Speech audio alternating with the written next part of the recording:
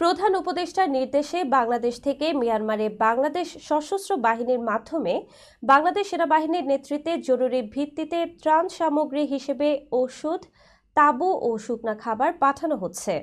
এছাড়া চিকিৎসা সেবা প্রদানের জন্য রেস্কিউ টিম ও মেডিকেল টিম পাঠানোর উদ্যোগ নেওয়া হয়েছে।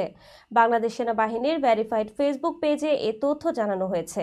প্রাথমিকভাবে আজ ৩০ মার্চ ১২টা ৩০ মিনিটে বাংলাদেশ বিমান বাহিনীর ঘাঁটি কুর্মিটোলা থেকে বিমান বাহিনীর একটি C-130 জে বিমান এবং আর্মি এভিয়েশনের একটি কাসা C-295W বিমান জরুরি ত্রাণ সামগ্রী সহ মিয়ানমারের ইয়াঙ্গুনের উদ্দেশ্যে রওনা হয়। এ সময় সেনা, নৌ ও বিমান বাহিনীর প্রধান উপস্থিত ছিলেন। তারা মিয়ানমারের জরুরি সহায়তা প্রদানকারী দলের সঙ্গে সাক্ষাৎ করেন এবং পূর্ব প্রস্তুতি পরিদর্শন করেন। উল্লেখ্য, গত ২৮ মার্চ স্থানীয় সময় ১২টা ৫০ মিনিটে মিয়ানমার ও থাইল্যান্ডে ৭.৭ মাত্রার ভয়াবহ ভূমিকম্প হয়।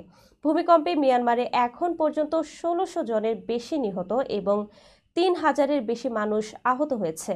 মিয়ানমারের বিভিন্ন অঞ্চলে ভূমিকম্পের ফলে খাদ্য ও পানি, বাসস্থান সংকট এবং জরুরি চিকিৎসা সেবার অভাবে ভয়াবহ মানবিক বিপর্যয়ের সৃষ্টি হয়েছে।